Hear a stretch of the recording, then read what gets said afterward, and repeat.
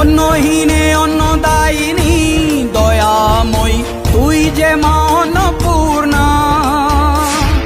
সন্তান স্নেহে তুই মা যেন কল্যাণী সম্পূর্ণা। তোর কথা যেন মন্ত্রোচ্চারণ, বজ্রসম কঠিন অনুশাসন। ধৈর্যের সর্বংসহা পৃথিবী, ধর্ম ও ন্যায়ের প্রতিচ্ছবি।